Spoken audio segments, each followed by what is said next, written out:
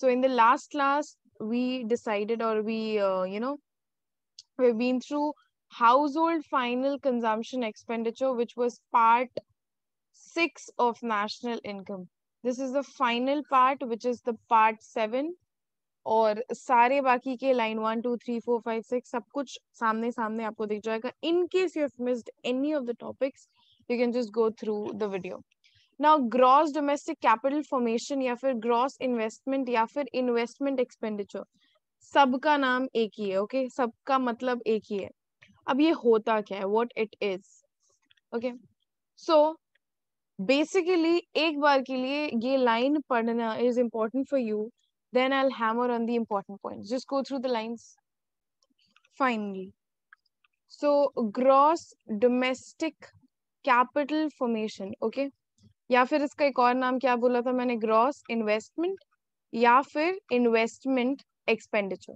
ठीक है, सबका मतलब एक ही है. अभी we will call it as investment expenditure या फिर जो भी आप बोलना चाहो, anything. Okay, just don't be confused, तीनों एक ही चीज है. So I am just writing it here. Gross domestic capital formation, नाम से समझ आ रहा है मैम, कैपिटल फॉर्मेशन है, मतलब ऑफ कोर्स एसेट्स, हम लोग कैपिटल को फॉर्म कर रहे हैं, कैपिटल में एडिशन ला रहे हैं, नाम से ही समझ आ रहा है. एंड जो आपको नाम से समझ आ रहा है बिल्कुल सही सोच रहे हो आप. कुछ नहीं है, फिजिकल स्टॉक में, फिजिकल स्टॉक किसका मैम, कैपिटल का. फिजिकल स्टॉक किसका, कैपिटल का. उसमें अगर एडिशन आता है ना, उसमें अगर हम ऐड ऑन करते हैं, मान लो हमारा कैपिटल 1 लाख रुपए का था, उसमें हमने कुछ और खरीदा, तो हमारा कैपिटल इंक्रीज हो गया 20,000 से, तो 1,20,000 का हो गया. तो ये जो 20,000 का एडिशन है, यानी कि जो भी हम लोग ऐड ऑन करते हैं अपने फिजिकल स्टॉक ऑफ कैपिटल में, ओके, कब, एक सर्टेन पीरियड ऑफ टाइम में, यानी कि एक सर्टेन टाइम पीरियड में. ओके, उसी को क्या बोलते हैं हम, capital formation. Gross domestic capital formation क्या क्या हो सकता है, कुछ भी हो सकता है. आप मशीन, ओके, मशीन खरीद रहे हो या बना रहे हो, जो भी है. हाउसिंग कंस्ट्रक्शन कर रहे हो, ओके, फैक्ट्रीज बनवा रहे हो, एनीथिंग. अब ये जो पूरा ये GDCF जो आप पढ़ रहे हो ना, ये कुछ कैटेगरीज में डिराइव्ड है. ठीक है, इसकी कुछ कैटेगरीज है.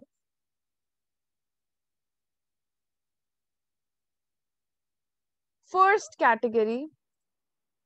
कैटेगरी, उसको हम बोलते हैं gross domestic fixed, gross domestic fixed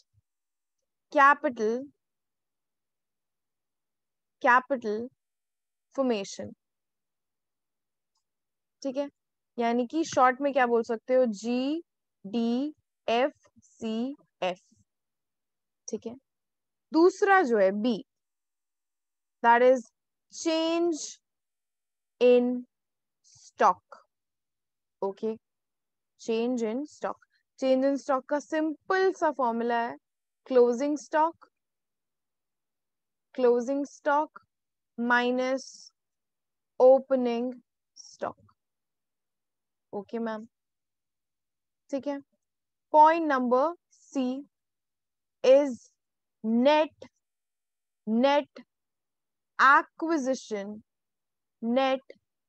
acquisition of valuables. तो 3 इसके कैटेगरीज है. पहला GDFCF, change in stock and net acquisition of valuables. अभी इन तीनों क्राइटेरियाज को हम अच्छे से समझेंगे कि होता क्या है ये. पहले तो मुझे ये आप बताओ कि GDFC तो क्लियर है कि क्या होता है, और इसके क्राइटेरिया के नाम, इतना पोर्शन आपको क्लियर है. एक चीज आपको दिमाग में एकदम अच्छे से फिट कर लेनी है कि ग्रॉस है तो उसके अंदर डेप्रिसिएशन होगा ही. इसमें से अगर हम डेप्रिसिएशन को डिडक्ट कर देते हैं तो फिर विल अराइव एट नेट. इस बात को गांठ बांध लो, हर जगह फर्स्ट पार्ट से पढ़ते हुए आ रहे हो और आगे भी ये मिलेगा। इसी में गड़बड़ करते हैं बच्चे, आपको करना नहीं है इसमें गड़बड़। ठीक है, अभी gross domestic fixed capital formation GDFCF, ये फर्स्ट कंपोनेंट है, यहाँ दिख रहा है, this is the first component. Okay, किसका मैम? GDCF का। अब ये होता क्या है, नाम से समझ आ रहा है, पहले तो ये ग्रॉस है, दूसरा डोमेस्टिक टेरिटरी के अंदर। मैम फिक्स्ड कैपिटल फॉर्मेशन क्या है वो देखना पड़ेगा। कोई भी एक्सपेंडिचर, ओके, जो फिक्स्ड एसेट्स को इनकर करने के लिए, फिक्स्ड एसेट को खरीदने के लिए, ठीक है, फिक्स्ड एसेट को परचेज करने के लिए किया जाता है, that is termed as GDFCF। अब ये जो GDFCF है वो 3 टाइप्स के होते हैं, ठीक है। पहला, gross business fixed investment, okay. अब ये कैसा खर्चा है? ये वो एक्सपेंडिचर है, ये वो अमाउंट एक्सपेंड कर रहा है, कौन कर रहा है मैम? Business units. किस चीज के लिए? न्यूली इक्विप्ड कैपिटल को खरीदने के लिए। हो सकता है कि नया प्लांट हो सकता है कुछ इक्विपमेंट्स हो। तो जो भी कुछ फिक्स्ड एसेट्स को खरीदने के लिए हो रहा है या फिर कैपिटल को फॉर्म करने के लिए हो रहा है, वो खर्चा यहाँ पे आएगा। अब अगर इसमें डेप्रिसिएशन इंक्लूडेड है तो ये ग्रॉस है। अगर इसमें डेप्रिसिएशन एक्सक्लूडेड है तो we will arrive it at net. यानी कि अगर हमें नेट पता है तो उसमें अगर हम डेप्रिसिएशन को ऐड ऑन करेंगे तो विल गेट GBFI। उसके बाद है ग्रॉस रेसिडेंशियल कंस्ट्रक्शन इन्वेस्टमेंट। ये वो पैसे हैं जो फ्लैट्स या फिर रेसिडेंशियल यूनिट्स या रेसिडेंशियल हाउसेस बनाने के लिए, कंस्ट्रक्ट करने के लिए खर्च होते हैं। अगेन इसमें अगर डेप्रिसिएशन इंक्लूडेड है तो ये ग्रॉस होगा, अगर इसमें डेप्रिसिएशन इंक्लूडेड नहीं है तो will arrive at net residential construction investment. The third one is gross public investment. ये इन्वेस्टमेंट गवर्नमेंट करती है, कहाँ के लिए? ब्रिजेस, रोड, डैम, इंफ्रा, इन चीजों के लिए, for public, for general public. Again अगर इस ग्रॉस में डेप्रिसिएशन, मतलब इसमें अगर डेप्रिसिएशन इंक्लूडेड है तो ये ग्रॉस है, और अगर डेप्रिसिएशन इंक्लूडेड नहीं है तो will arrive at net public investment. Okay okay, so point number B मतलब क्या मैम?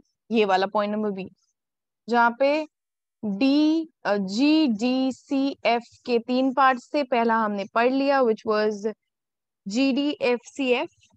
दूसरा है चेंज इन स्टॉक, ओके, ये हमने पहला वाला पढ़ा था और ये दूसरा है। अभी देख लेते हैं ये क्या है। सो चेंज इन स्टॉक का मतलब सिंपल होता है, that is closing stock minus opening stock. Okay, now what is closing minus opening? आपके साल के एंड में जो स्टॉक पड़ा हुआ है माइनस आपके उसी साल के बिगिनिंग में जो स्टॉक पड़ा हुआ था वो। यानी कि हमारा अगर ईयर है 2020-21 का, तो 21 यानी कि यहाँ पे हमारा 1 अप्रैल और ये 31 मार्च। तो हमें माइनस करना है क्लोजिंग स्टॉक यानी इस दिन का माल या स्टॉक माइनस ओपनिंग स्टॉक। ठीक है, इसका एक और नाम है दैट इज इन्वेंट्री इन्वेस्टमेंट। क्या नाम है? Inventory investment. ओके, नाउ इसका मतलब होता क्या है? फाइन, मैंने पूरे डेफिनेशन को ब्रेक डाउन कर दिया ताकि आपको इजीली समझ आ जाए। अगर आप लिख रहे हो इसी तरीके से लिख लेना, इजीली समझ आएगा सब कुछ। Okay, so net change in inventories किसका होता है? What do we calculate? Change in stock का मतलब होता है नेट चेंज इन इन्वेंट्रीज। किसका? कौन सा इन्वेंट्रीज? फिनिश्ड या फिर फाइनल गुड्स का। यानी final goods on 31 March minus 1 अप्रैल। ठीक है, फिनिश्ड गुड्स, अब देखो कौन सा 31 मार्च आपको दिख रहा होगा और कौन सा 1 अप्रैल आपको दिख रहा होगा। ठीक है, इन दोनों का डिफरेंस क्लोजिंग माइनस ओपनिंग। तो फिनिश फाइनल गुड्स का जो डिफरेंस होगा वो पहला। दूसरा, फिनिश्ड गुड्स का जो डिफरेंस होगा वो सेमी फिनिश्ड गुड्स, मतलब कि अभी प्रोसेसिंग में है बट अभी तक फाइनल प्रोडक्ट बनानी है, मतलब मान लो एक मेरा रॉ मटेरियल है, रॉ मटेरियल मेरे 3 प्रोसेस से जाता है, प्रोसेस ए, प्रोसेस बी और प्रोसेस सी। तीनों प्रोसेस जब मेरा रॉ मटेरियल ए में जाता है तो थोड़ा सा बनता है, उसके बाद वो बी में जाता है, उसके बाद वो सी में जाता है, और फाइनली मेरा फाइनल आउटपुट यानी कि फिनिश्ड गुड्स निकल के आता है। तो अभी रॉ मटेरियल अगर मान लो ए में है और अटका हुआ है और साल खत्म हो गया, अभी तक वो फाइनल गुड्स बना नहीं है, तो उसको क्या बोलेंगे हम? सेमी फिनिश्ड गुड्स, यानी कि पूरी तरीके से बना नहीं है, वो अभी किस में है? प्रोसेस में है। ठीक है, the product is in process. वो रॉ मटेरियल भी नहीं है और प्रोडक्ट भी नहीं है, यानी वो रॉ मटेरियल भी नहीं है और वो फिनिश्ड प्रोडक्ट भी नहीं है, वो प्रोसेस में है, तो उसको हम बोलेंगे सेमी फिनिश्ड गुड्स। उसका भी क्लोजिंग माइनस ओपनिंग। और रॉ मटेरियल मतलब ये, मतलब हम ये भी ले रहे हैं, हम इसे भी कैलकुलेट कर रहे हैं और हम इसे भी कैलकुलेट कर रहे हैं, हम सब कुछ कैलकुलेट कर रहे हैं, फिर हम बता रहे हैं कि हमारे इन्वेंट्री में कितना चेंज है। अब ये सब हम क्यों, why do we calculate so many things? Because because currently produced goods है ये, मतलब मैम ये अभी प्रोड्यूस किए हुए सामान है, ये हमारे सेल में इंक्लूडेड नहीं होते हैं। फाइनल आउटपुट जब बिक जाता है तो ये चीजें इंक्लूडेड नहीं होती है, ये प्रोड्यूस्ड गुड्स है, अभी प्रोड्यूस हो रहे करेंटली, इसी के लिए वी कैलकुलेट इन सब चीजों को साथ में। I hope this is being clear. अभी बस एक और लास्ट बचा हुआ है, that is net acquisition of valuables. बाकी हमने सब कुछ अच्छे से पढ़ लिया है, सो आई एम होपिंग कि आप ये सब कुछ नोट कर रहे हो।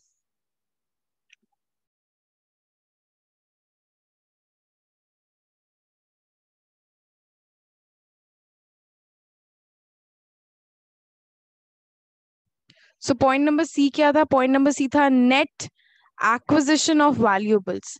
अब नेट एक्विजिशन ऑफ वैल्यूएबल्स कुछ भी नहीं है, इट इज जो हाई ड्यूरेबल गुड्स होते हैं ना, high value of durable goods, जैसे कि सिल्वर जिसके प्राइसेस बहुत ज्यादा हाई होते हैं, गोल्ड, एंटीक्स जो बहुत ही महंगे होते हैं, उनको अगर आप मार्केट प्राइस पे परचेज करते हो, उनको अगर आप मार्केट प्राइस पे परचेज करते हो, तो उसको आप मार्केट प्राइस पे अक्वायर करते हो, उसी को बोलते हैं नैव, यानी कि net acquisition of valuables. Okay, valuables you understand what it is, these are the valuables. Acquisition मतलब किसी को अक्वायर करना या खरीदना। ओके, एंड नेट का मतलब है कि आप उसको मार्केट प्राइस पे परचेज कर रहे हो। अगर यहाँ पे ग्रॉस बोलते तो ऑफ कोर्स वो मार्केट प्राइस पे नहीं होता, ठीक है, मार्केट प्राइस में डेप्रिसिएशन इंक्लूडेड आपके लिए तो बिल्कुल भी नहीं है। Fine, it's net. नाउ अगर आप फाइनली देखो कि GDCF क्या है, तो हमने ऑलरेडी पढ़ा था कि GDCF में 3 कंपोनेंट्स होते हैं, इन तीनों को अगर आप ऐड करते हो तो you will arrive eight GDCF, या फिर आप GI बोलो या IC बोलो, जो भी आप बोलो। ओके, सो हमने कंपोनेंट ए देखा था, समझा था उसके बारे में, फिर हमने कंपोनेंट बी भी देखा था, और फाइनली कंपोनेंट सी भी देखा था। यानी कि हम इजीली बोल सकते हैं कि GDCF is equal to gross domestic fixed capital formation, यानी ए जो हमने पढ़ा था, शॉर्ट फॉर्म ये है, प्लस चेंज इन स्टॉक जो पॉइंट बी हमने पढ़ा था, और क्लोजिंग स्टॉक कैसे निकलता है? Closing minus opening, plus NAV जो हमने अभी अभी देखा, यानी कि पॉइंट नंबर सी। इसको आप ऐड ऑन करोगे तो आपको क्या मिल जाएगा? आपको मिल जाएगा GDCF। Finally we have arrived at the end of the final thing, that is expenditure method का last component पढ़ रहे, that is the fourth point, net export। अब net export क्या होता है? of course export minus import, यानी कि difference between import और एक्सपोर्ट आपका वही है नेट एक्सपोर्ट। अब इंपोर्ट होता क्या है देख लेते हैं। जो आप कंट्री का पैसा है, यानी कि डोमेस्टिक पैसा, ठीक है, डोमेस्टिक पैसे को अगर आप स्पेंड करते हो कहाँ पे? फॉरेन गुड्स के लिए, तो वो इम्पोर्ट होगा, मतलब आप कंट्री का पैसा खर्च कर रहे हो फॉरेन गुड्स के लिए, तो वो इम्पोर्ट होगा। और एक्सपोर्ट का प्रॉपर डेफिनेशन क्या होगा? बाहर के लोग यानी foreign spending on domestic goods is termed as export. Net export निकालने के लिए आपको क्या करना पड़ेगा, एक्सपोर्ट माइनस इंपोर्ट, यानी टोटल जितना भी कंट्री एक्सपोर्ट कर रहा है माइनस जितना कंट्री इंपोर्ट कर रहा है, यानी कि फाइनल GDP यानी कि एक्सपेंडिचर मेथड से gross domestic product at market price अगर आप अराइव करो तो कैसे निकाल सकते हो। पहला कंपोनेंट क्या था, द फर्स्ट कंपोनेंट जो हमने पार्ट 6 में पढ़ा था was government final consumption expenditure. दूसरा जो भी हमने पार्ट 6 में पढ़ा था प्राइवेट फाइनल कंजम्पशन। तीसरा जो हमने आज के क्लास में पढ़ा पार्ट 7 में gross domestic capital formation and the fourth part next net export जो हमने अभी पढ़ा।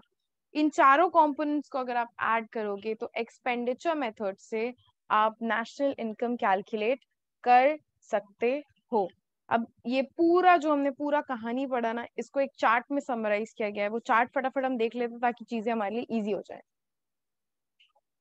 सो फाइनली एक्सपेंडिचर मेथड से नेशनल इनकम कैलकुलेट करने के लिए it is near to GDP at MP। So उसको कैसे कैलकुलेट करेंगे, चार उसके लिए कंपोनेंट्स हमने पढ़े थे, ठीक है। चार कंपोनेंट्स क्या पढ़े हमने, सबसे पहला गवर्नमेंट या फिर पब्लिक फाइनल कंजम्पशन एक्सपेंडिचर। देखो जब मैंने लास्ट क्लास में एक्सप्लेन किया था कि नेशनल इनकम अगर हमें निकालना है एक्सपेंडिचर मेथड से तो हमें खर्चा देखना पड़ेगा पूरे के पूरे कंट्री का, ठीक है। तो पूरा कंट्री का खर्चा किस तरीके से हमने बांटा था, हमने चार तरीके से उसको बांट दिया था, ठीक है। अभी सबसे पहला क्या था, government public final consumption expenditure, जो गवर्नमेंट एक्सपेंड करती है, ठीक है, for the purchase of goods and services. दूसरा हमने पढ़ा था क्या कि final private final consumption expenditure, यानी कि फाइनल कंजम्पशन एक्सपेंडिचर प्राइवेटली मतलब गवर्नमेंट जो नहीं करती है वो क्या खर्च होता है। तीसरा हमने आज पढ़ा GDCF या ग्रॉस इन्वेस्टमेंट या इन्वेस्टमेंट एक्सपेंडिचर, जो कैपिटल के ऊपर फिक्स्ड एसेट्स के ऊपर होता है। और फाइनली हमने डोमेस्टिक और फॉरेन प्रोडक्ट्स के बारे में और उसके डिफरेंस के बारे में पढ़ा। अभी ये जो प्राइवेट फाइनल कंजम्पशन है ना, ये दो टाइप का होता है, या तो हाउस होल्ड करते हैं उस खर्चे को, ठीक है, नॉर्मल लोग करते हैं, या फिर saving of non profit institution जाती है, यानी कि NPISH जो हमने लास्ट क्लास में डिटेल में पढ़ा था, ठीक है, पार्ट नंबर 6 में। या तो वो house hold final consumption expenditure होता है या फिर सेविंग्स होता है NPI जो कि हाउस होल्ड को सर्व कर रही है। अब ये जो GDCF हमने अभी अभी पढ़ा, इसके हमने पढ़े थे 3 पार्ट्स, ठीक है। पहला था gross domestic fixed capital formation, दूसरा चेंज इन स्टॉक और नेट एक्विजिशन वैल्यूएबल्स, और फाइनली ये जो GDFCF, इसका भी हमने 3 कंपोनेंट्स पढ़ा था, business fixed investment, public investment और रेसिडेंशियल कंस्ट्रक्शन। हमने ये भी समझा था कि ये सब कुछ ग्रॉस में कैलकुलेशन होगा, इन केस अगर इसमें से डिडक्ट हो जाता है डेप्रिसिएशन तो हम नेट पे अराइव कर जाएंगे।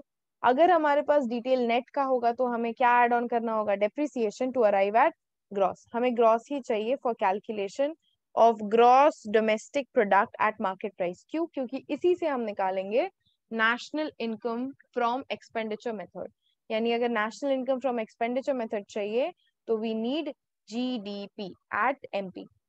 ओके, सो यहाँ आपका चैप्टर फाइनली कंप्लीट होता है नेशनल इनकम का, विच हमने सब कुछ इंक्लूड किया था यहाँ पे, ईच एंड एवरीथिंग। बहुत ही लंबा सेशन चला, पूरे के पूरे पार्ट 7 तक की सब कुछ है। सो आई होप चीजें बहुत क्लियर होंगी। नोट्स डिस्क्रिप्शन बॉक्स के अंदर एक लिंक है, वहां से मिल जाएगा, क्वेश्चन आंसर्स भी वहीं से मिल जाएंगे। So I hope you will prepare very nicely. अब ऑल द बेस्ट।